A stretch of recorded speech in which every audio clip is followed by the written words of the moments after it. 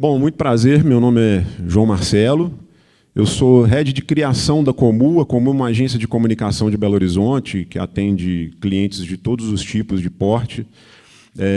Desse tipo de segmento, assim, a gente tem muita experiência. Atualmente, nós atendemos a Vale regionalmente na comunicação deles. Temos experiência com outros segmentos também que têm uma relação muito forte com o impacto do trabalho na sociedade, em propriedades, como Petrobras, como ArcelorMittal. Já atendemos Samarco, já tivemos experiência com a própria Fundação Renova. Então, posso dizer que a complexidade do trabalho que existe no dia a dia de vocês, a gente tem um pouco de conhecimento pelo olhar, pelo viés da comunicação. Tem mais ou menos uns 19 anos que eu estou trabalhando com isso, com comunicação corporativa.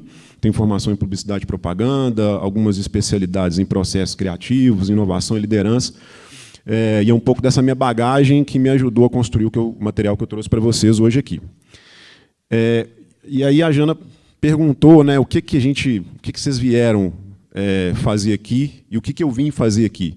Talvez, se eu fosse tentar resumir um pouquinho, é apoiar e inspirar agentes e profissionais que trabalhem pela regularização ambiental no Brasil e dialoguem com proprietários e possuidores rurais. Assim. Aí, talvez, aqui a palavrinha-chave seja o diálogo, né? A comunicação. Então, eu vim aqui tentar apoiar vocês nesse importante trabalho. Talvez eu vá decepcionar nossa amiga que falou que veio para aprender.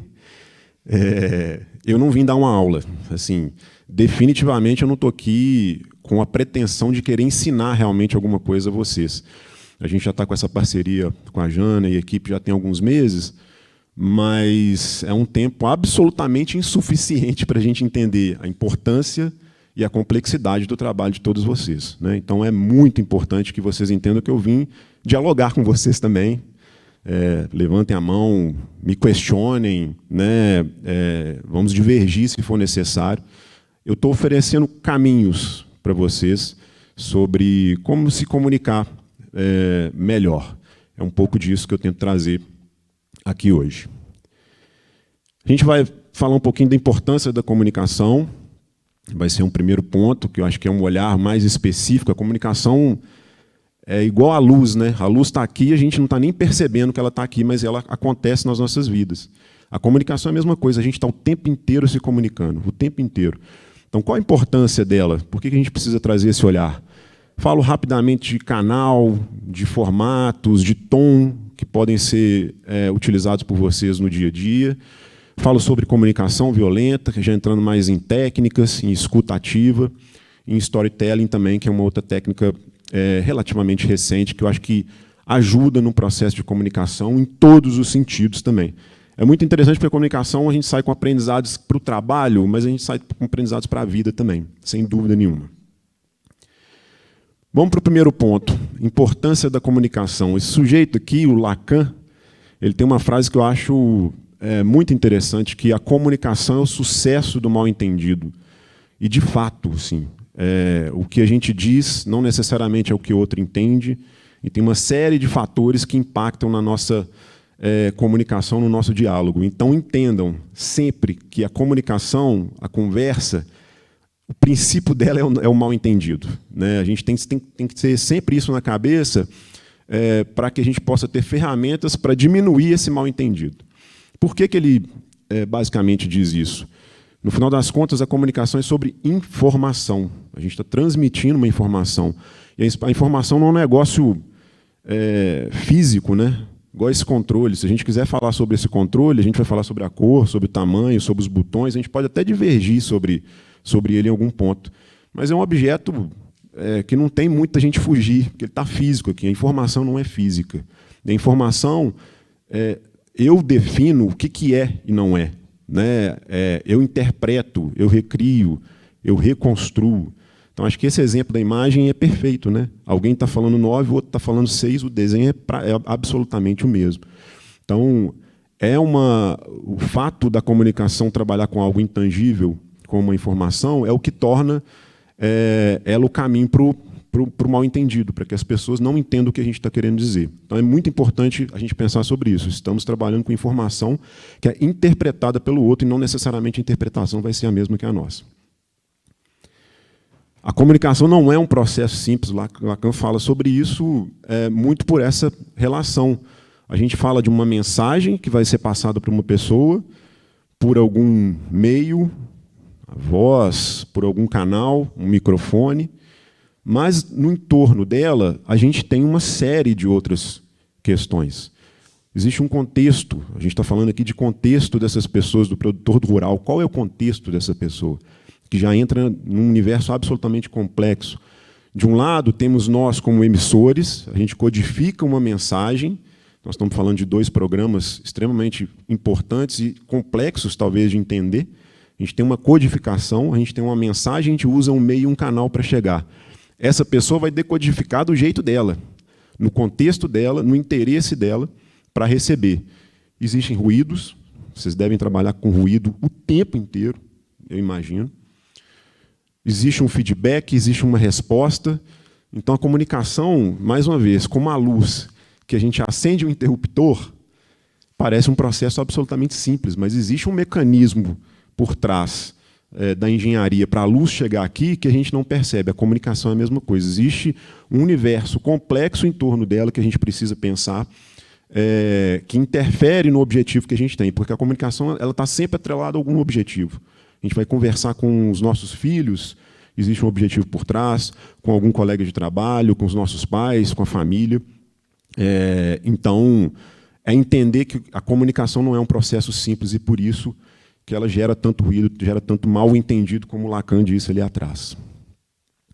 Então, mais do que comunicar, é se comunicar de forma clara e adaptada ao público. Talvez aqui a gente esteja falando uma coisa que tem relação demais com o trabalho de vocês. Adaptar a comunicação ao público, para a gente gerar compreensão. A gente estava falando de codificar, decodificar, como que a pessoa compreende, para construir relações de confiança. Nosso amigo acho que de Ouro Preto que falou sobre construção de relações de confiança. A comunicação ajuda a pessoa a confiar em você. Você precisa que o produtor, que o proprietário de terra confie em você, para a aceitação de novas práticas, né? Acho que tem tudo a ver também com o que a gente está dizendo aqui. Eu estou convidando a pessoa a aceitar uma nova prática no dia a dia dela. Um exemplo aqui, eu vou tentar sempre trazer alguns exemplos sobre a Laura Bohannan, eu não sei se eu vou dizer o nome dela certo, e a universalidade das coisas, contando Hamlet para uma tribo africana. O que ela tentou? Ela é uma antropóloga americana, já faleceu, e ela resolveu testar se uma tribo primitiva na África, chamada os Tive, podia compreender Hamlet de Shakespeare. E na cabeça dela, o Shakespeare, eu não sou um grande fã, eu conheço pouco, mas na cabeça dela, o que o poeta, dramaturgo, o escritor, tratava eram de sentimentos universais. Na cabeça dela, quando o Shakespeare escrevia sobre vingança, sobre morte, sobre amor, eram sentimentos absolutamente universais que qualquer pessoa poderia entender. E ela quis, de alguma forma, provar para os seus pares que isso era uma verdade, indo para um lugar absolutamente extremo, que era uma tribo primitiva africana. Como é que vocês acham que foi o resultado? Alguém chuta aí? Bom, ruim, certo? Foi um desastre completo, né? Eu achei, inclusive, absolutamente prepotente da parte dela querer fazer isso. Foi um desastre completo. Falando um pouco sobre a história de Hamlet, o pai do Hamlet é assassinado e ele vira um fantasma. E esse fantasma dialoga com Hamlet, dizendo que ele, o filho, o Hamlet, pode vingá-lo. Ele é o único que pode vingar a morte do pai. A mãe do Hamlet se casa rapidamente com o tio que matou o pai. Em contornos gerais, a história de Hamlet é isso. E ela contou, depois vocês podem pesquisar um pouco mais profundamente como foi o processo dela. No momento em que ela estava contando, ela foi passando partes da história e foi sendo questionada por isso. Então, o pai do Hamlet é assassinado e vira um fantasma. Para a tribo, o que é fantasma? Fantasma não existe na cabeça dessas pessoas. Não existe. É um personagem absolutamente incompreensível. O personagem que ajuda a gente a construir o fio narrativo da história inteira, eles não entenderam. Então, assim, o que é isso? Isso é um ser, de onde que vem esse fantasma? Né? Eles tinham um outro pensamento sobre a morte, e as pessoas não viravam fantasma na cultura deles. Mortos não andam e nem falam. Então o cara morreu e está falando, e está andando na história. Como assim? Absolutamente incompreensível na história, no contexto dessa tribo. O fantasma diz que o filho assume a responsabilidade por vingá-lo. Na tribo, o ancião é que assume a responsabilidade, sempre. Então, como que o filho iria assumir alguma responsabilidade? Quem deveria assumir a responsabilidade é o tio que matou o pai. Olha a loucura na cabeça de quem ouviu essa história. A mãe de Hamlet se casa rapidamente com o tio. A viúva tinha que ficar pelo menos 2 anos de luto. Na lógica, na dinâmica da tribo, não fazia nenhum sentido a mãe simplesmente, depois, logo após o corpo nem esfriou, ela já se casou rapidamente com o tio. Mas por quê? Né? A história conta que as mulheres da tribo ficaram incomodadas com isso, porque é duro ficar 2 anos de luto, mas foi um fracasso absoluto. E aqui, talvez, a gente vai entender o que a Laura poderia ter feito de diferente nisso, né? Que eu acho que poderia ter feito muitas coisas diferentes. E aqui talvez exista um exemplo que se conecte um pouco com a realidade de vocês, que é o trabalho que a Laura fez, que foi, como eu falei, um desastre absoluto. Canais, formatos e tom, assim. Talvez a Laura tivesse, na época dela, um pouco mais de dificuldade sobre a utilização de ferramentas e tal. Mas aqui eu vou passar rápido, porque a Commuter desenvolveu 2 trabalhos para vocês. Um desses é o que a gente está fazendo aqui hoje. E tem um segundo que eu vou falar um pouquinho no final, que passa mais por isso, porque muitas vezes a comunicação não é sobre o que se diz, e sim sobre como e onde se diz. Né? Eu acho que é muito importante a gente ter esse olhar. Talvez vocês não tenham controle total de como utilizar esses meios, etc., mas eu acho que é importante a gente ter um olhar para isso. E aí, trazendo o meu background de propaganda, quando a gente quer passar uma mensagem, quer fixar uma mensagem, de respeito à frequência. Então, assim, você dialogar com um produtor uma vez, dificilmente ele vai absorver o que você quer dizer. Então, diz respeito a uma frequência, diz respeito ao alcance que você faz isso. Existem ferramentas que dão alcance para o que a gente quer dialogar, para além do corpo a corpo. E eficiência, que eu acho que tudo que a gente está dizendo aqui diz respeito sobre a eficiência. E na hora que a gente entra sobre canais, a gente tem problemas técnicos. É o que a Laura deve ter vivido lá na tribo anteriormente. 70% das propriedades rurais brasileiras não têm conexão à internet.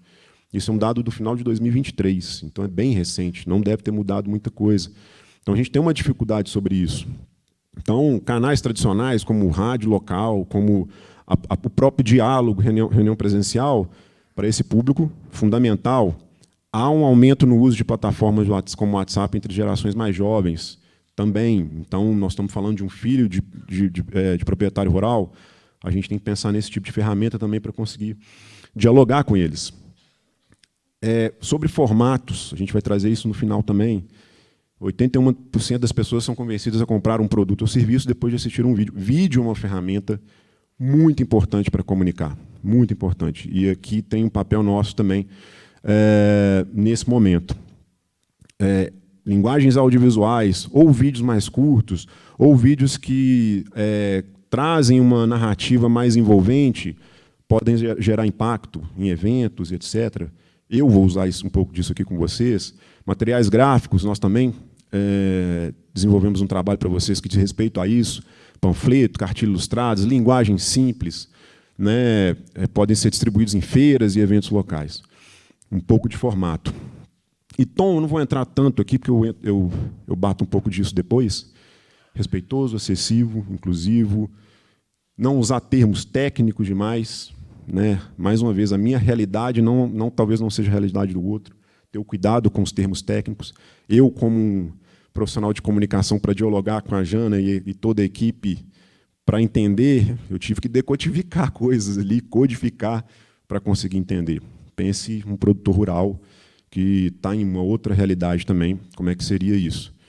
Evitar, principalmente, paternalismo, né? Você não está falando com filho, não está falando, por mais que seja uma pessoa talvez mais simples, tem que ter uma linguagem que seja mais igual. Mas eu vou entrar no tom um pouquinho para frente. Vou trazer um exemplo de um vídeo. Existem algumas empresas que estão construindo formatos, linguagens, para dialogar sobre o tema de sustentabilidade, de natureza, que eu vou trazer um pouco aqui. Não vou entrar no fato de serem empresas boas, ruins, etc. Eu acho que aqui diz respeito muito ao que elas têm colocado na rua para tentar dialogar. Trouxe um exemplo que eu acho que é bem interessante também. Duas empresas, na verdade, que têm feito um trabalho muito forte sobre isso, que é Boticário e Natura. Eu vou trazer alguns exemplos. E tem aqui um pouco sobre isso, né? Um tom diferente, um formato envolvente de como se comunicar sobre um tema importante.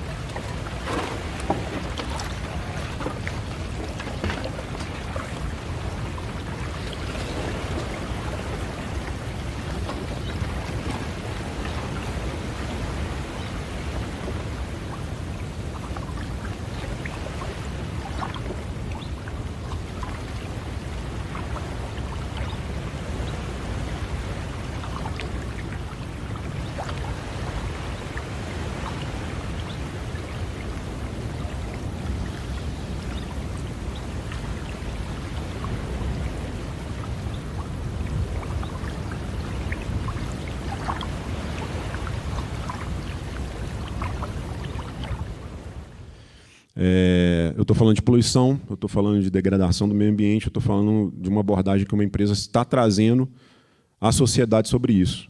E ela sai completamente de uma mensagem tradicional que poderia ser passada despercebida. Eles criam um produto, uma essência, com o cheiro do mar original que se perde depois da poluição, e ele não será vendido. Então, acho que existe uma mensagem muito forte que eles utilizam de um jeito muito interessante, que eu acho que é um exemplo legal do que eu trouxe aqui. Beleza, já entrando numa parte de técnica, essa é uma técnica recente chamada comunicação não violenta, não sei se vocês já ouviram falar, que é uma abordagem que talvez seja muito interessante para vocês. Trago aqui algumas possibilidades, que é uma abordagem que permite um diálogo mais construtivo, especialmente em situações potencialmente tensas ou conflituosas, assim. Gerar mais compreensão e colaboração nas relações pessoais, profissionais e até mesmo por nós mesmos, assim. É uma técnica que talvez a gente possa resumir com duas palavrinhas: empatia, que no final das contas é a capacidade que a gente tem de se colocar no lugar do outro para construir um diálogo, e ter consciência do meu lugar ali, consciência da pessoa.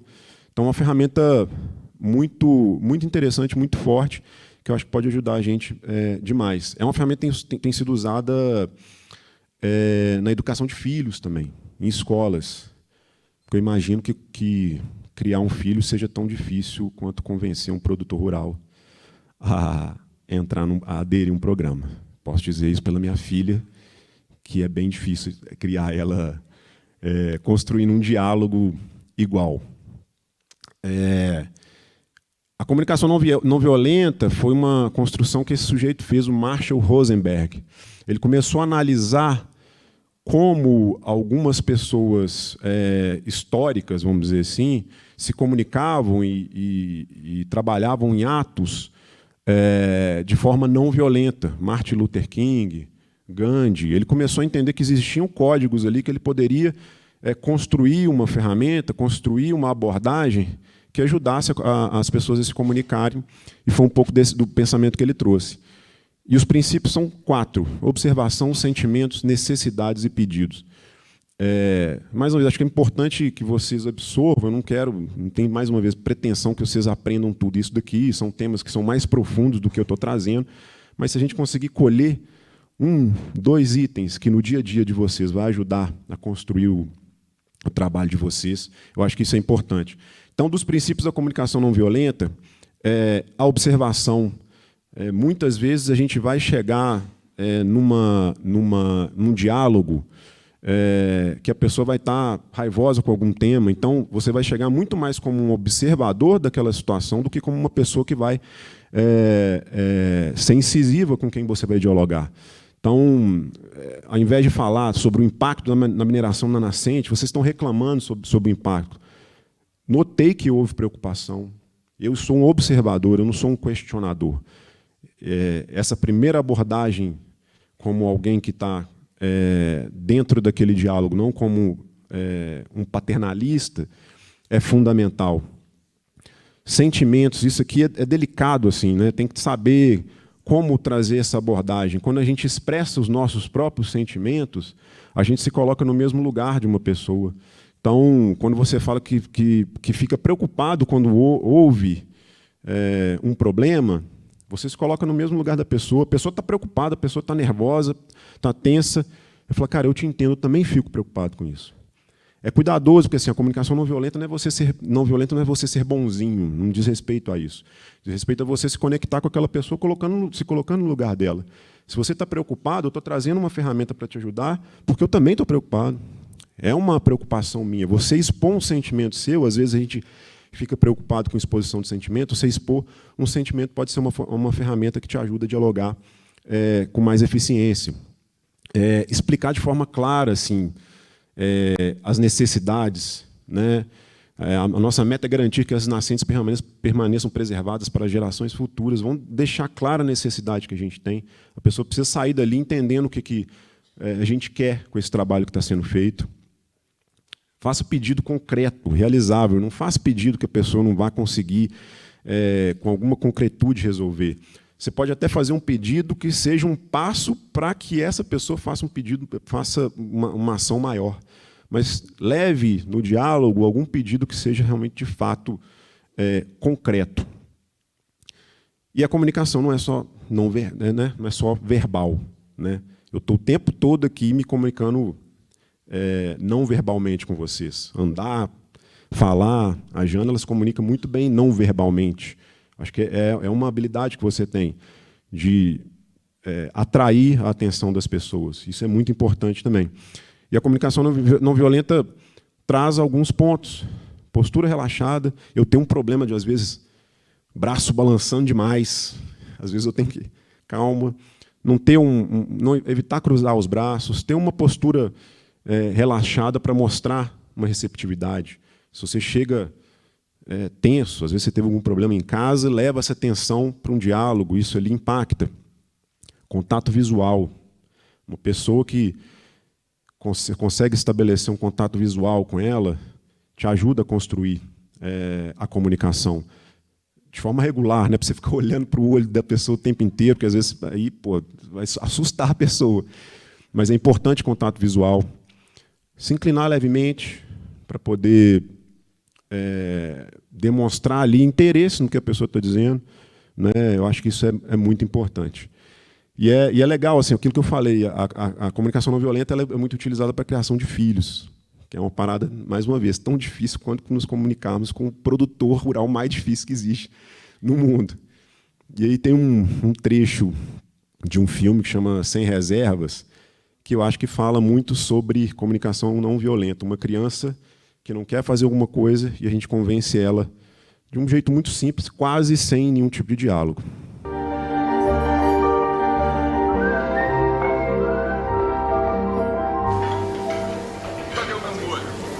Já tentei de tudo. Não importa o que eu faça. Ela não come. Por que não tenta dar comida normal de criança? Você andou falando com o meu terapeuta? Ainda esperando o peito de pato. Quase pronto, chefe. Tudo bem, 2 foie gras, um tartar, 2 biscuits e um queijo de cabra. Já tá pronto. Mesa sempre tá pronta aqui, ó. Deixa que eu levo. Você leva? Levo. Quase pronto, chefe. Está saindo. Tá bom. E esse prato aqui? Cheiro. É mesa 7, né? Não, Aqui. Basílico. muito bem, eu preciso de um filé, uma garoupa, um queijo de cabra e um molho tartar. Não, tá indo então. Eu preciso de um filé mal passado, uma salada de mariscos, um biscuit e um tagliatelle. Vamos, gente! Kate, Kate, seus grandes fãs estão loucos pra ver você. Cadê o meu molho? Tá muito alto. Lia, termina o prato da mesa 5, vou dar uma paradinha. Tudo bem, claro. É pra hoje, chefe. No passa-pratos. Quantos? Onde estão os pratos que eu pedi? Anda, gente, vamos rápido. Alguém traz os filés pra mim? O espaguete da mesa 5. Tá super atrasado o pedido da mesa 6. Tudo tá muito alto. Tá bem, eu preciso de uma terrina, 2 bisquets e um lagostino, por favor. O que é isso aqui? Eu necessito de uma pancetta, uma salada de mariscos e preciso de um filé e uma garopa ao forno, por favor. Bom. Cadê o meu molho? Tá muito alto. A mesa 12 está impaciente, vai demorar muito. Segura aí. Alguém traz os filés pra mim? O espaguete da mesa 5.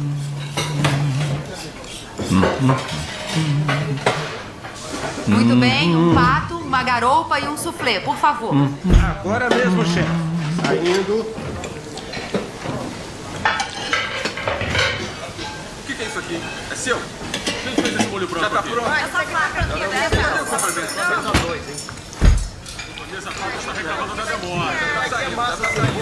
Guarda um pouco pra mim. Cadê o meu molho? tudo tá muito alto. Sabia que na Roma Antiga, os homens mascavam basílico antes do baile pra tirar o mau hálito. Verdade. Alguém traz os filés pra mim? O espaguete da mesa 5. É seu? Quem fez esse molho branco? Cadê o meu molho? Obrigada. Acho que eu preciso de uma dessa todo santo dia com a minha filha. Todo santo dia eu preciso mandar uma dessa com a minha filha. Tem um processo de 2 horas para fazer ela comer um prato de 100 gramas. Não duvide da negação de uma criança, nunca. Talvez ela só não negue se eu soltasse umas pitadas de chocolate. Aí ela comeria com todo prazer do mundo. Ele utiliza praticamente todas as técnicas de comunicação não violenta, corpo não verbal, ele se senta do lado dela, ele não se coloca como um adulto do lado de uma criança, ele utiliza outra técnica que eu vou falar sobre que é storytelling, ele usa uma história para falar sobre o alimento que ele mostrou para ela, ele não força, ele apresenta, ele degusta, ele utiliza todas as ferramentas de comunicação não violenta sem usar meia dúzia de palavras, né? Então, acho que é um exemplo muito interessante para a gente poder pensar. Uma coisa que eu acho que era importante, a Jana trouxe para a gente, assim, como é que a gente lida com pessoas que trazem afirmações falsas, perguntas mal intencionadas, como é que a gente lida com isso, como é que a comunicação não violenta nos ensina a tentar trabalhar com esse tipo de situação que é absolutamente delicada. Então, manter a calma, acima de tudo, quando alguém vai trazer uma informação que você sabe que é falsa, mal intencionada, de forma mais agressiva, sempre responder de forma mais defensiva, né, de forma mais receptiva, respirar fundo, se preparar para ouvir primeiro, vou falar um pouquinho sobre escuta ativa aqui. Faça perguntas de esclarecimento, né, não tenta impor a pessoa. O cara ele não virou e falou assim, bicho, você precisa comer, porque senão você vai passar mal, de fome, faz mal para a saúde. Tenta construir com a pessoa o porquê que ela está trazendo aquela visão. Você pode explicar melhor essa questão para que eu possa entender sua preocupação? É diferente de você confrontar ela com essa informação potencialmente falsa. Corrija com empatia. Eu entendo que essa é uma preocupação comum, mas eu gostaria de compartilhar alguns dados recentes. Eu entendo o que você está trazendo, eu até concordo com o que você está dizendo, mas eu preciso te trazer uma informação que talvez faça você refletir um pouco. É diferente de trazer uma confrontação. Transformar a crítica em colaboração, então reafirmar a importância da opinião da outra pessoa. Eu atendo clientes de todo tipo, de todo porte, gente muito poderosa e que tem uma vaidade muito grande. Eu preciso trazer ele sempre para uma crítica que ele traz. Eu apresento muita coisa semanalmente, eu tenho que falar assim, cara, eu concordo com a sua posição, extremamente importante a sua opinião, apesar de eu, no fundo, discordar assim, 100%, eu não vou falar isso com essa pessoa, porque é uma pessoa vaidosa, uma pessoa poderosa, que comanda muita gente, né? Então, eu sempre trago isso. Assim. Você levantou um ponto muito importante que vai me ajudar no meu trabalho, que vai me ajudar a tentar construir. Você acha que a gente pode trabalhar junto para melhorar essa situação? Então, não é isso? O que você entende que é? Então, são alguns dos pontos que eu vou deixar aqui para vocês depois refletirem. No momento que vocês estiverem com esse tipo de situação, uma pessoa mais mal intencionada, trazendo algum tipo de informação falsa, 4 pontinhos que talvez te ajudem vocês a lidar com esse tipo de momento. Escuta ativa, um outro ponto rapidinho. Jana, você pode subir aqui 1 segundo? Não, mas aqui vai ser rapidinho. TikTok é conteúdo rápido. Jana, queria muito escutar o que você faz, qual é o seu trabalho, qual é a sua função. Queria muito saber disso. Então, eu sou analista ambiental, mas o que eu faço mesmo é conversar bastante, nadar em cachoeira, comer coisa gostosa e conhecer um monte de gente legal. Entendi. Então, você está me dizendo que você tem o melhor trabalho do mundo. Exatamente. Eu não podia estar falando isso aqui, não, porque tem muitos colegas meus aqui, depois eles vão querer meu trabalho. Né? Como é que você se sente executando esse trabalho? Que eu estou entendendo que é um trabalho ambiental, que trata de um tema absolutamente atual. Estou certo? Como é que você se sente trabalhando com isso? Eu me sinto muito feliz, com propósito, mas também muito cansada, estressada, porque é como se você estivesse nadando contra uma correnteza todos os dias. Eu queria te dizer que eu entendo, imagino que você deve se sentir cansada, mas é muito importante o seu trabalho, então segue firme, que, como disse nosso amigo, sonhos não envelhecem, né? Nosso querido Clube da Esquina. Beleza? Obrigado, Jana. Escutar de forma ativa significa dedicar atenção plena à pessoa que está falando, demonstrando interesse genuíno em entender suas preocupações e sentimentos. Eu usei essas 3 coisas com a Jana. Ela me contou, eu tentei parafrasear o que ela disse, então você está me dizendo que você trabalha com a melhor coisa do mundo. Tentei fazer perguntas mais abertas, para ela perceber que eu estou ali conectado com o que ela está me dizendo, né? Como é que você se sente em relação ao seu trabalho? E validação. Ela me trouxe o cansaço dela. E o que eu trouxe para ela eu entendo o seu cansaço. Eu não disse para ela assim, não fica cansada não, ou eu também estou cansado com o meu trabalho, por que você está cansada com o seu? Eu trouxe uma valorização do ponto de vista dela. Eu entendo demais o seu cansaço, porém, o seu trabalho é muito importante, então segue em frente. A escutativa é uma ferramenta absolutamente simples, mas que se torna cada vez mais difícil. A Jana falou sobre o WhatsApp, ferramentas digitais, sobre como a nossa atenção é tomada e o quanto se torna cada vez mais difícil escutar as pessoas. Eu falei de ferramentas ativas, né? Corporais, de fala. E no momento de escutar, você está ouvindo o que a pessoa está dizendo? De fato? Você está absorvendo o que ela está dizendo? Isso é importante para você construir diálogo. Eu faço isso muito também em reuniões, mais uma vez, com pessoas que são chave, CEO, diretor de empresa, presidente. Eu estou escutando o que ele está dizendo. Então, no início da reunião, ele trouxe uma chave para mim, de um ponto que era importante. 40 minutos depois, em que eu vou falar, eu pego esse gancho e falo, sabe aquilo que você disse no início, sobre esse ponto em relação ao que a gente está apresentando? Eu trouxe isso aqui. Isso reconecta ele na hora, e ele fala, esse cara está me escutando. Então, eu me conecto com ele. Absolutamente simples, mas escutar, gente, hoje, talvez seja uma das habilidades mais complexas e mais difíceis para o ser humano atual. Então, escutem, estejam presentes na hora que vocês estiverem ouvindo a pessoa, não anote, não se conecte, escute, preste atenção na pessoa, porque isso vai te ajudar a construir confiança também. Storytelling, aqui trazendo uma última abordagem para vocês também, que acho que é uma ferramenta interessante. Eu trouxe aquele exemplo do filme Sem Reservas.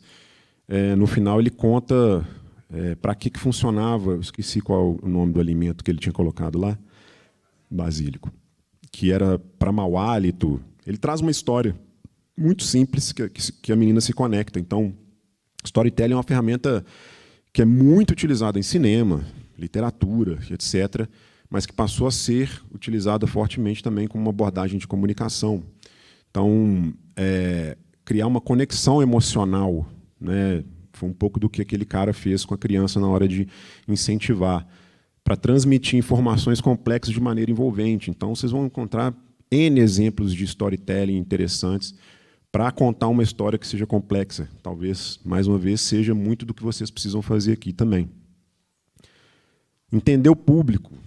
É um primeiro passo. Assim, ninguém constrói uma grande história sem entender o público, né? Sem saber quem é essa pessoa, qual é a história dessa pessoa. E não é conhecer o público de forma ampla, né? Talvez vocês tenham dados sobre quem é o produtor rural, quem é o dono de propriedade, qual é a idade, faixa etária, qual é a classe social. Mas vocês conseguem conhecer especificamente a pessoa, qual é a relação familiar, qual é a origem, o que ele trabalha no dia a dia. Entender o seu público é o primeiro passo para você conseguir construir ali uma ferramenta de comunicação mais eficiente. Aqui, mais uma vez, tem uma lógica muito de cinema, tem uma lógica muito de literatura, mas no momento em que você for dialogar com uma pessoa, para que a comunicação faça sentido, é importante você estruturar ela também. Então, como é que eu inicio essa conversa? Você não inicia pelo fim. Você não inicia falando, eu preciso que você assine, eu preciso que você faça adesão a esse programa. Você não inicia uma narrativa com isso. Você vai convidar a pessoa no final, eu vou falar um pouco disso também. Mas você tem que ter uma contextualização desse problema. Traz essa contextualização de por que você está ali. Você vai passar para uma segunda etapa de desenvolver isso ali. Os desafios que a gente vai enfrentar, exemplos de produtores, e você vai ter um momento de conclusão de uma solução realista. Vamos fazer adesão a esse programa que vai ser importante para você, vai ser importante para o meio ambiente. Então, construir essa narrativa de forma mais estruturada, as pessoas começaram a perceber que era uma ferramenta fortíssima para o cinema, mas também para as nossas relações que a gente constrói. Pensar sobre isso é muito importante.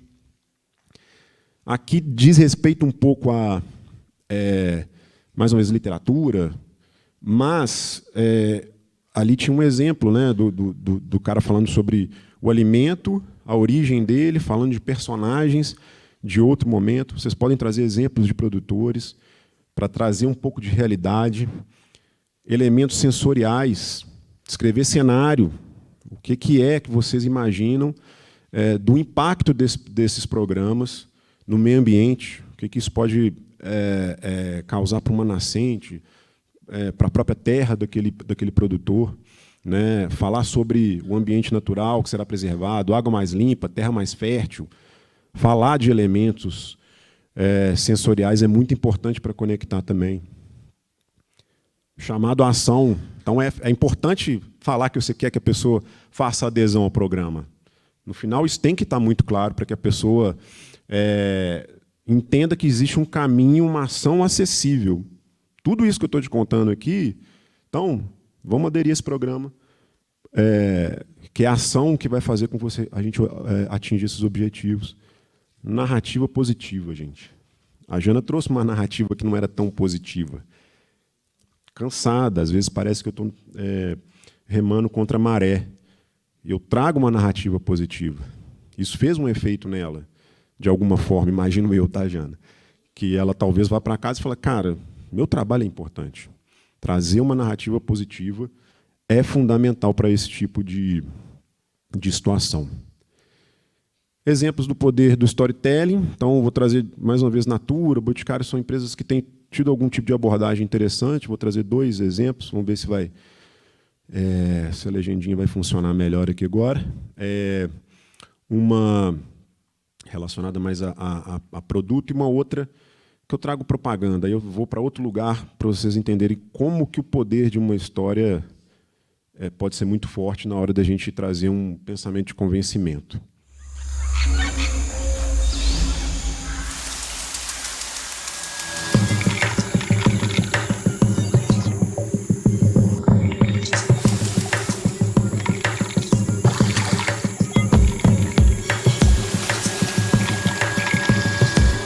tirar só 60% da natureza e deixar os 40% para os animais se alimentarem, para manter essa biodiversidade.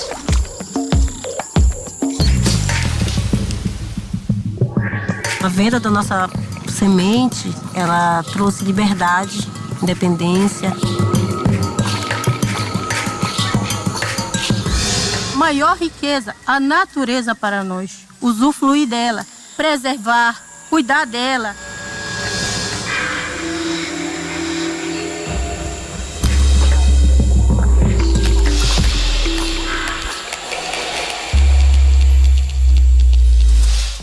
Existe um produto que recebeu uma certificação. A comunicação é tão simples quanto isso, mas a gente precisa demonstrar o que está por trás disso, né? Qual é o objetivo da empresa em ter um produto que consiga conquistar esse tipo de certificação? O que isso significa para o mundo, para o planeta, para as pessoas, para comunidades?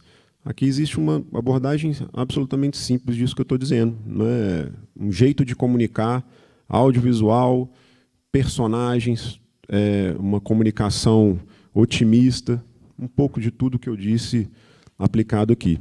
Eu trago um segundo exemplo, já levando para outro lugar, aí já trazendo para uma coisa mais lúdica, vamos dizer assim, de uma campanha da Boticário, que eu achei interessante porque traz isso, construção de uma narrativa, de como que você envolve as pessoas, de como que você, no final das contas, faz um que a gente chama de plot twist, que dá uma revirada e fala, caramba, que mensagem legal que vocês estão me passando.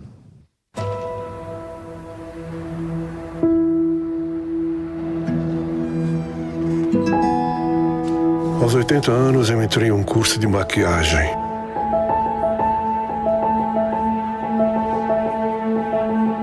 Não foi fácil. Não para mim. Meus colegas tinham mais facilidade. Bom, eles tinham mais talento, mais vocação.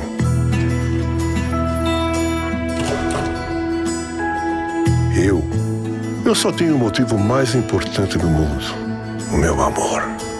Quando ela começou a perder a visão, eu prometi que ela jamais perderia a vaidade. Você tá linda. O Boticário, onde tem amor, tem beleza. Então, é uma mensagem muito... mais uma vez, existe uma intenção do negócio, de vender um produto, evidentemente, mas aqui tem uma história que é contada, que a gente traz uma narrativa que se conecta com as pessoas, de um cara mais velho, um cara que completou 80 anos e está fazendo um curso de maquiagem. Mas por quê? Por que você está passando por todas essas dificuldades? Por que você está vivendo isso? No final das contas, de respeito ao amor que ele tem pela esposa dele, que está perdendo a visão, e ele quer cuidar dela, quer deixar ela bonita, porque ela, eventualmente, não está podendo mais se maquiar. Então, aqui também tem um exemplo de storytelling, de otimismo, né? Uma fase da vida difícil para caramba ali, provavelmente esse casal está vivendo, traz um olhar de otimismo. Então, quis deixar esse exemplo para vocês também se inspirarem aí no dia a dia, né? Que eu acho que é muito importante. E, para fechar, aí eu trago um exemplo de um grande case que a gente está querendo construir hoje. Como eu falei, em algum momento, a Comu foi convidada para participar desse projeto por duas frentes. A primeira dela é essa daqui que a gente está. Falar sobre comunicação eficaz, como que a comunicação pode ajudar vocês no trabalho do dia a dia, na interface com produtores rurais, com donos de propriedade, construção de relações de confiança, de convencimento, né? Então, esse foi um papel. E a gente também desenvolveu um papel de construir narrativas relacionadas aos dois programas. Eu trouxe um dos vídeos aqui, a gente fez vídeo para os dois programas, quero deixar muito claro, tá? Porque são vídeos que são muito similares, eu não achei que tinha necessidade, talvez na parte da tarde vocês podem aprofundar um pouco nisso, mas a gente construiu um vídeo para tentar contar um pouco dessa história, construir uma narrativa que seja mais fluida, mais leve, um pouco diferente, mais visual, para, mais uma vez, ajudar vocês a atingir os objetivos que vocês têm, que são extremamente importantes. Então, em primeira mão aqui, talvez, né, Jana, a gente traz aqui um dos vídeos que a gente desenvolveu e um pouquinho do material que a gente também está finalizando para vocês. A natureza tem um grande valor para a humanidade, pois regula o clima, protege a biodiversidade, preserva o solo, gera água, produz alimentos e captura carbono, mantendo o equilíbrio no planeta. As pessoas também podem gerar benefícios para a natureza e a sociedade quando cuidam bem da sua terra. Por isso, os produtores rurais têm um papel importante como guardiões da natureza. Eles estão na linha de frente na luta contra as mudanças climáticas e pela conservação ambiental. Seu trabalho vai muito além de produzir alimentos. Eles podem preservar, recuperar e melhorar os serviços que a natureza nos oferece. Eu recuperei parte da minha terra e recuperei uma nascente que estava morta. Vem, gente, vamos plantar. É bom para você e é bom para o ambiente. Não tem coisa melhor. Toda vez que você, produtor rural, plantar árvores, refloresta áreas degradadas, conserva nascentes, faz um manejo sustentável em suas pastagens, maneja de forma adequada seu solo, implementa barraginhas que irão alimentar os lençóis freáticos, realiza saneamento rural e protege a vegetação nativa, está prestando um serviço essencial para a sobrevivência de todos nós. Para incentivar essas práticas ambientais tão importantes, existe o pagamento por serviços ambientais, também conhecido como PSA. O PSA é uma maneira de recompensar o produtor rural, seja financeiramente ou oferecendo assistência técnica e de insumos, como arames, mourões, fossas sépticas e mudas. O resultado do PCA foi positivo para nós, pela plantação, pelo dinheiro que foi revertido na própria área. Foi um desenvolvimento da área que está sendo reabilitada. Quando vem o profissional, é diferente, que ele tem as técnicas. Além de contribuir com o planeta, o PSA contribui com a valorização da sua propriedade. E você só participa se quiser. O PSA foi maravilhoso. Plantou 1.580 mudas. Cercar uma nascente minha que estava acabada. A água é vida. Ela abastece a fazenda toda. Tudo aqui eu uso a água da nascente. E ainda recebi um incentivo financeiro. Quem participa de projetos de PSA ainda tem mais facilidade para cumprir a lei e o Programa de Regularização Ambiental, o PRA. O cercamento para mim foi ótimo. Além de plantar, eu ainda fiquei mais sossegado, porque não vai faltar água, nem para mim, nem para os meus filhos. Essas árvores que plantou aqui, principalmente, vai aumentar as minhas nascentes. A mata ajuda a nascer água. Então isso é a riqueza que eu ganhei por isso aí. Dessa forma, apoiamos os produtores rurais do nosso estado e buscamos um futuro melhor para a nossa e as próximas gerações. Um futuro construído por nós, os verdadeiros guardiões da natureza. Procure a sua prefeitura, o IEF ou a SEMAD para mais informações sobre projetos na sua região. Governo de Minas Gerais, trabalhando com responsabilidade, preservando o meio ambiente.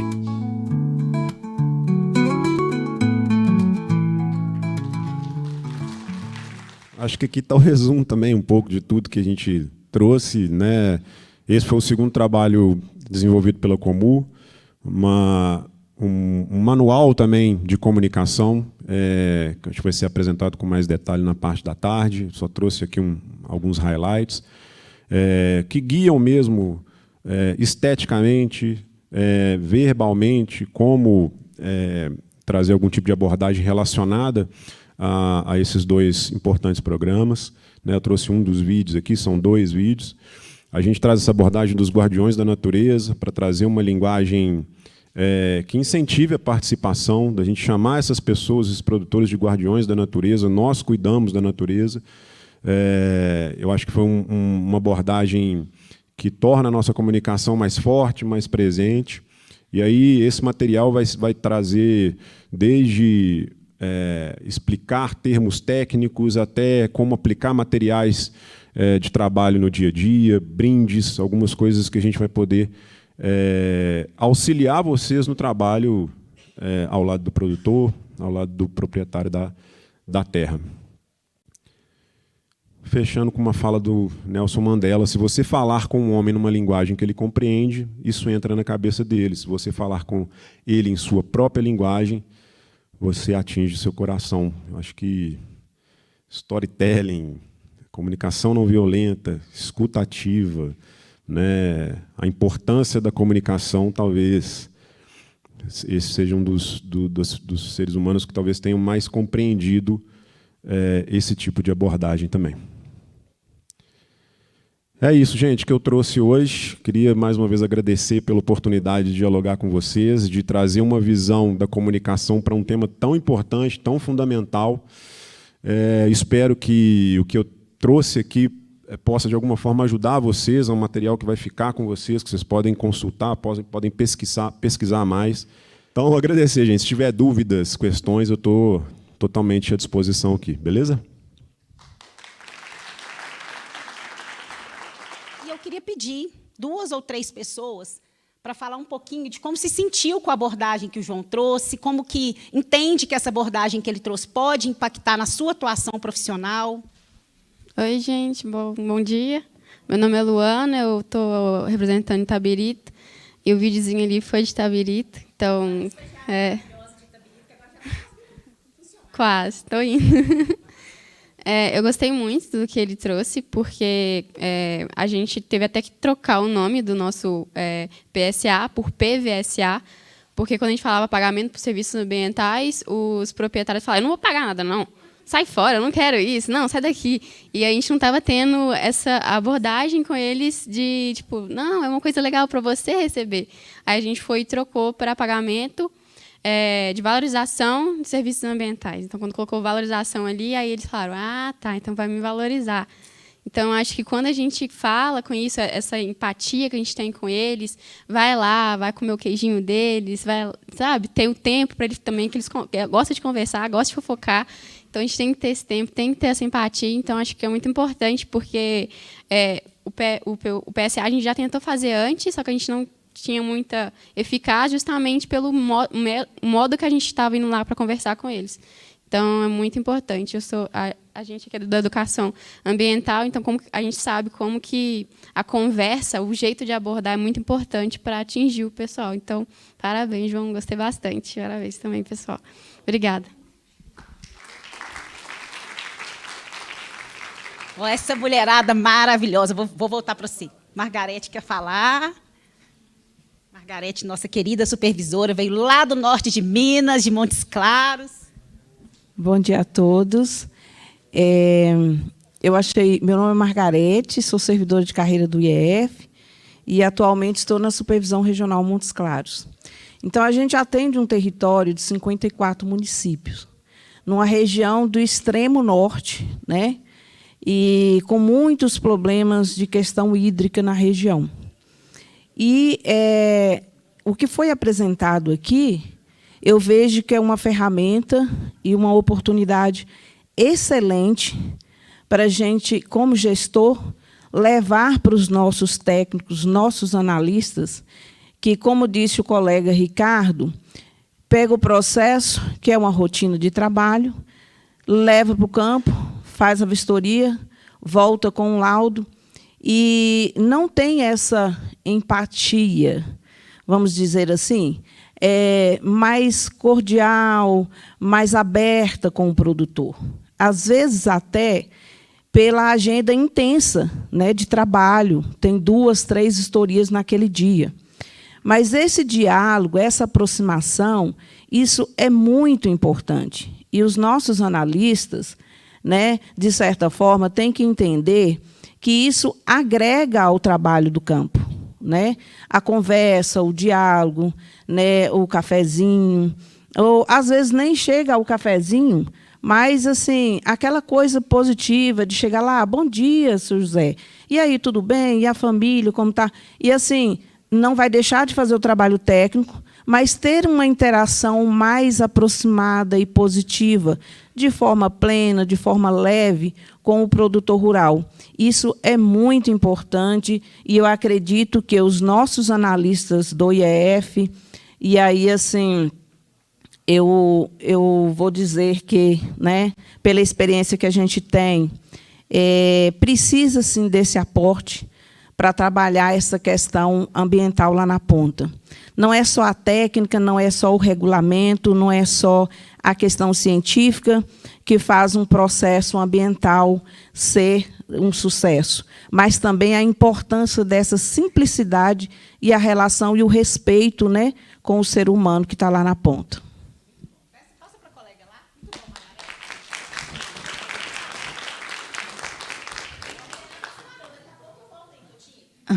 Gente, meu nome é Adeviana, eu trabalho na Secretaria do Meio Ambiente de Igarapé, não sei se vocês já ouviram falar de lá, fica localizado pertinho de Betim, Contagem, região metropolitana. Eu sou técnica em meio ambiente e trabalho na educação ambiental de lá. Hoje eu e a Eliane aqui, a Eliane faz parte do Guardiões dos Igarapés, que a gente tem isso já lá, bastante proprietário, e hoje, com a palestra dele, eu aprendi mais ainda, falar mais, né? Eu já falo bastante, aprendi a falar mais. E uma coisa assim que já me deixou assim, mais impactante é saber ouvir. Eu falei, eu tenho que absorver mais essa parte de ouvir, sabe? Porque muitas vezes a gente, do falar muito, a gente atropela o proprietário, eu costumo falar até cliente também, porque não deixa de ser um cliente da gente, né? A gente trata ele super bem. E o tal do cafezinho eu não tomo, mas doce eu já ganhei várias vezes. Agora mesmo fui visitar uma cliente, já tem uns 15 dias atrás, eu falei, olha, se ela mexe com doce e tal. Leva a fazinha para você. Eu nem como doce direito, mas pode me dar, eu levo, distribuir para o pessoal lá do setor. Então, essa parte assim, aconchegante, o pessoal adora. Você falar a mesma língua deles, então, nossa, melhor ainda. Aí que eles gostam. Se você chegar muito formal ou muito travado, eles recuam. Então, quando você chega, assim, você vê mais ou menos, você dá uma estudadinha de basicamente 1 segundo, porque tem que ser bem rápido, como que ele é, e vai tentando falar a linguagem dele, aí ele absorve aquilo para ele, e entra no seu ritmo, e entra na sua conversa também, sabe? É muito bom. Então, foi muito bom essa palestra, adorei, viu?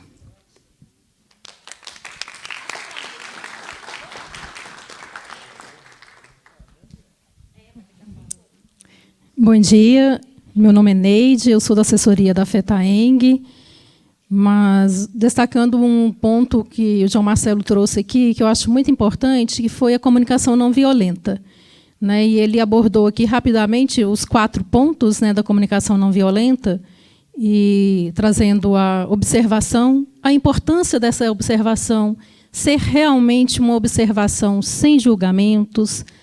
Aí depois vem a identificação de sentimentos, né, e saber identificar o sentimento do outro, e, para isso, eu preciso de fazer uma escutativa. Não tem como eu fazer uma identificação do sentimento se eu não souber fazer uma escutativa.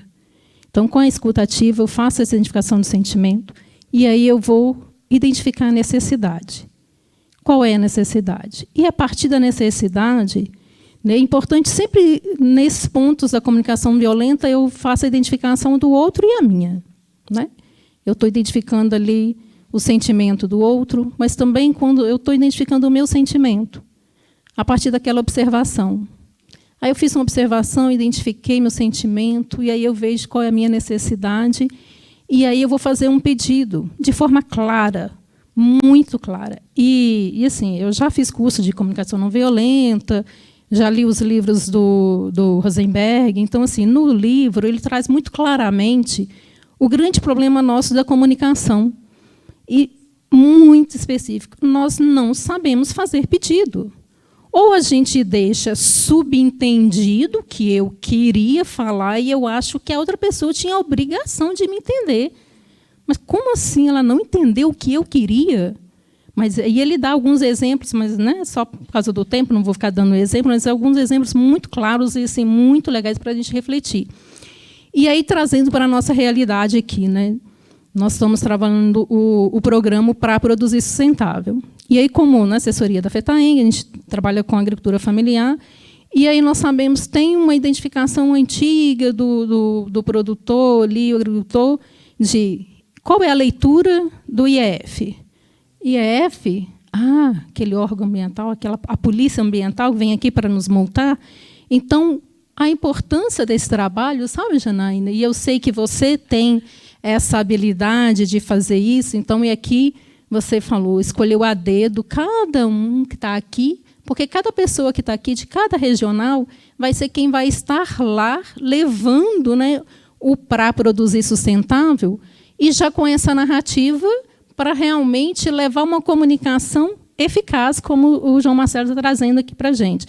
Então, só para começar o trabalho do para produzir sustentável, trazendo essa importância da comunicação, eu acho que é um bom passo, né? E que nós todos que estamos aqui possamos realmente lembrar desses elementos da comunicação não violenta e levar o programa e levar para a nossa vida, né? Da importância da comunicação não violenta e de a gente realmente fazer um pedido de forma clara para que o outro possa nos atender. Oi, gente, eu quero dizer o seguinte, eu estou emocionada, porque isso aqui é a realização de um sonho para mim, sabe? Desde que o Código Florestal, o novo código, ele foi implantado e que a gente se engajou nesse processo, né, de implementar essa política pública, que é o programa ambiental mais importante do mundo, a gente vai falar um pouquinho sobre isso, e que eu falei, a gente precisa comunicar isso de uma forma assertiva, né? A questão ambiental, historicamente, ela não foi bem comunicada, e por isso tantos conflitos, né? Então, estar aqui, né, trabalhando isso com vocês, transformando essa forma de olhar para a nossa instituição, né, e para o nosso papel como agente de transformação de um território, porque cada um de vocês aqui, gente, tenho certeza disso, vocês são agentes de transformação. É um poder e uma responsabilidade muito grande na mão de cada um de nós que estamos aqui hoje, né? E, realmente, vocês foram escolhidos por esse poder e por essa responsabilidade. Então, que a gente possa se entender nesse processo, né? A importância do João e do trabalho da Comu em trazer esses elementos que, para a gente, parece tão óbvio, mas não é tão óbvio, né? Como é que escutar não é tão óbvio, né? E eu que falo muito, é muito desafiador. Mas a gente vai aprendendo e lutando e melhorando, né? Meu querido diretor de Educação Ambiental, do CISEMA, um dos grandes comunicadores, do CISEMA, não, do IEF, Ricardo Cotini, do IEF. Levanta, Ricardo Cotini, para todo mundo te ver. Historicamente, é quem sempre nos treinou para fazer educação ambiental, está aqui hoje com a gente. Eu quero fazer um comentário aqui, baseado no que falaram, né? Mas o que eu falo sempre nos treinamentos que eu dou aí, muita gente que está aqui já fez treinamento comigo, que eu passo isso aqui, não é? E nós estamos no IEF, né, no IEF, propriamente dito, vivendo um momento de transição dos servidores. Nós temos muita leva de servidores novos que estão entrando. E temos aqueles antigos que estão nos deixando, não é? Eu mesmo sou um que vou me aposentar daqui 2 anos. Então, o que acontece? Nós temos uma geração que veio de outras épocas em que essa comunicação, que foi explicada aqui, ela era mais comum, porque nós não tínhamos as tecnologias que nós temos hoje. Tudo era no gogó, tudo era na conversa. Né? Eu sou de uma época que, quando eu entrei, era máquina de fita, não tinha computador, não tinha nem máquina elétrica. Você usava mimeógrafo para fazer os materiais de educação ambiental. Né? Você tinha que dar uma palestra no campo, você levava um flip chart e você desenhava a cena, porque você não tinha aquilo ali para mostrar, igual hoje, passa um filme, passa um PowerPoint. Não é? Então, você tinha que se virar nos 30 e dava tudo certo. Né? O IEF ele é um sucesso de trabalhos de extensão por conta disso aí e que vem até hoje trazendo, né, essa fama que o IEF tem de órgão ambiental, porque todo lugar que você chega, o pessoal conhece o IEF, gente. Eu vou em vários lugares, eu pergunto, aqui tem IEF? Ah, tem, eu conheço um engenheiro.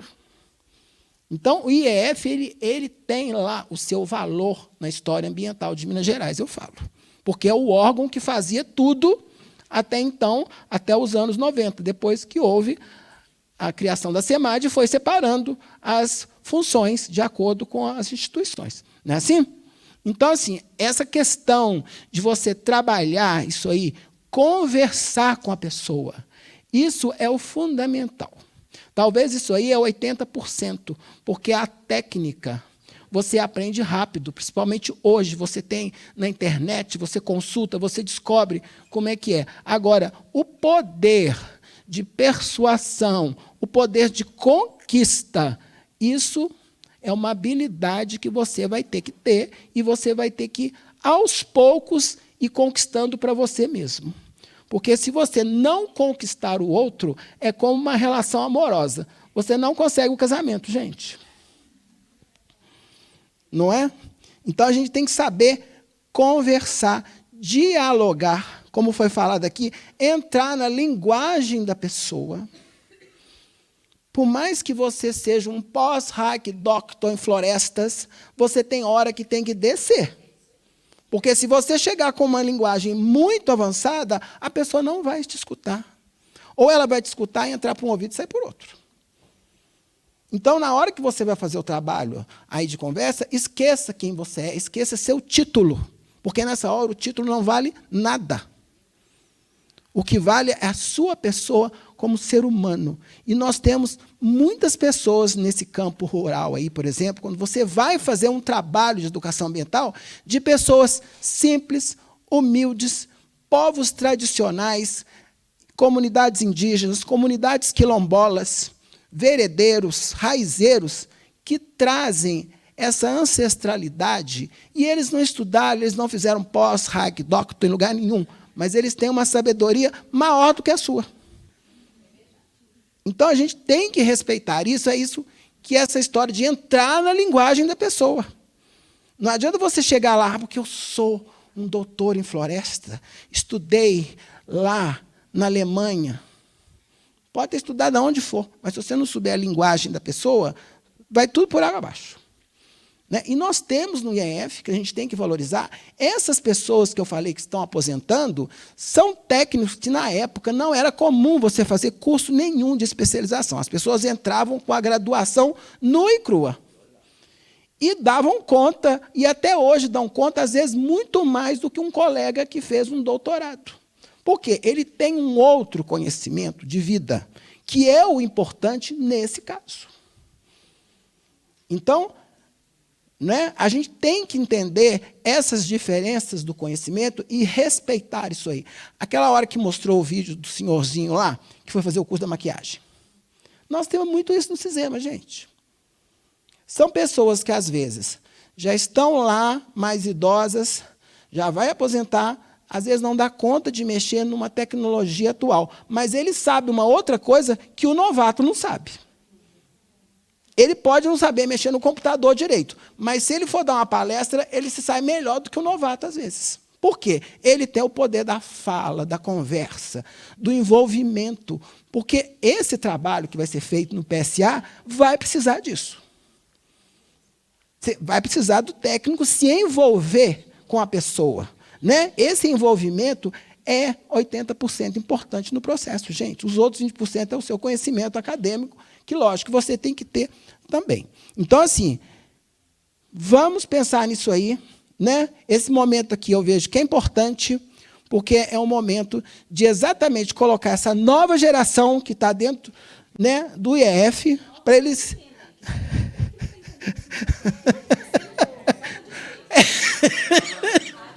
Não, mas todo mundo que entrou nesse concurso aí, que foi de 2006, encaixa, não, mas encaixa nisso que eu estou falando, porque já vem com a tecnologia de hoje, né? Eu falo assim, a tecnologia, é outra coisa que eu quero falar com vocês, a tecnologia ela é importante, né? Como eu falei para vocês, sou de uma época que a tecnologia ela era muito básica, né? Mas aí, às vezes, eu falo assim para a pessoa, a pessoa fala assim, eu vou ter que fazer uma palestra, não tem jeito, não tem um PowerPoint. Eu falei assim, mas então a educação ambiental ela não existia antes de ter o PowerPoint, antes de ter o data show, né? Como é que fazia, né? Eu falei, sempre teve. Então você também tem que ter o olhar pedagógico seu, como é que eu vou me virar sem ter o equipamento, né?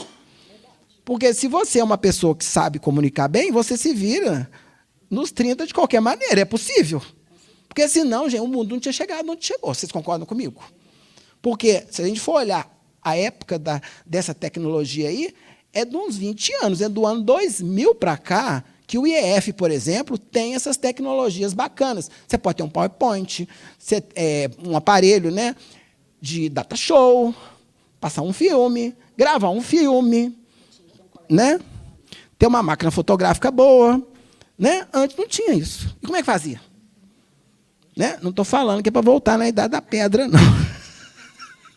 Mas, assim, é para usar a tecnologia a favor, mas colocar a linguagem no meio disso aí. Porque a pessoa não pode se achar que, porque ela é de uma era tecnológica avançada, acabou a conversa. E eu vejo com essa história, gente, do teletrabalho, distanciou muitas pessoas disso aí. Você não vai fazer um trabalho desse aqui que precisa conversando com a pessoa pelo computador. Porque você tem que ir ao vivo lá na roça, ao vivo lá, falar com a pessoa. Entende como é que é? Então, é importante isso aí.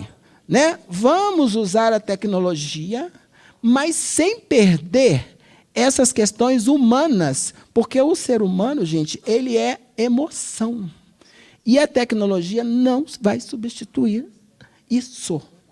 Pode ter o aparelho que for, a tecnologia que for de computação, que se você não souber tratar bem a pessoa, ela não vai se emocionar. Você tem que fazer a pessoa se emocionar. Esse é o X da questão.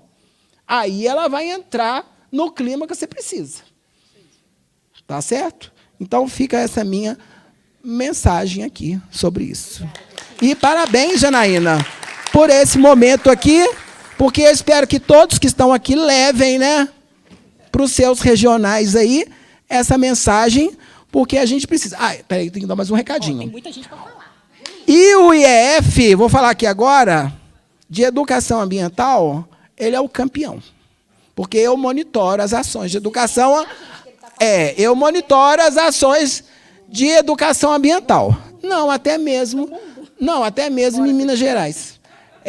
As ações do IEF, elas são perfeitas em todas as linhas de ação da educação ambiental. Os nossos técnicos são nota 10. E com vários empecilhos, com vários problemas.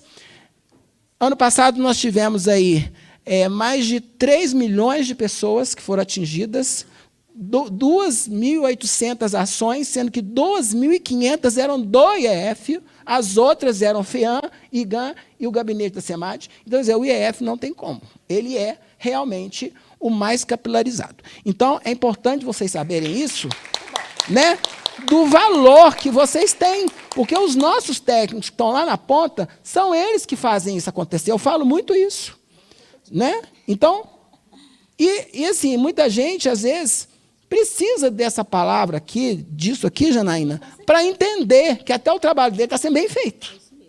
Porque, às vezes, também não sabe. Né? E aqueles que não estão ainda nesse ponto, entenderem que precisa entrar no ponto, porque a instituição, ela é social. Nós somos social, gente. Não é? Gente, eu queria ficar escutando vocês a vida inteira. Vou pedir, Ricardo, para fazer uma fala. Aí eu volto aqui para a nossa ação. E, finalizando aqui, eu abro, porque eu sei que tem mais gente para falar, viu, Gui? Aí você fica para a segunda etapa, tá? Para a gente finalizar. Bom dia, pessoal. Eu sou o Ricardo, estou aqui representando o CMDRS e também estou como Sindicato dos Trabalhadores Rurais, junto aqui com a Marielle. E estou vendo esse programa... e vindo sempre participando junto com a Janaína, né, nos encontros, porque eu acredito que ele vai dar certo, porque está sendo feito de uma forma diferente. Está colocando quem são os atores principais na linha de frente e que essas pessoas têm que ser valorizadas. Porque eu que estou lá na área rural, que sou agricultor, tenho certeza, e na maioria dos agricultores chegaram, gente... Está vindo um programa de ambiental para a comunidade que tem que fazer e que quem vai fazer sou eu e, na verdade, quem está fazendo é o IEF, quem está fazendo é a secretaria, não sei das quantas. Então, assim, eu vou trabalhar e o programa é do outro, não é verdade? Então, colocar quem realmente vai cuidar da propriedade. Porque eu falo sempre, quem cuida, quem floresta, refloresta, desmata, é o dono da propriedade. Então, se o programa não for dele, e se ele não entender isso, isso não vai acontecer. Então, essa é que é a comunicação que tem que ser feita, que as pessoas precisam entender que ele é responsável por isso. É simplesmente isso, né?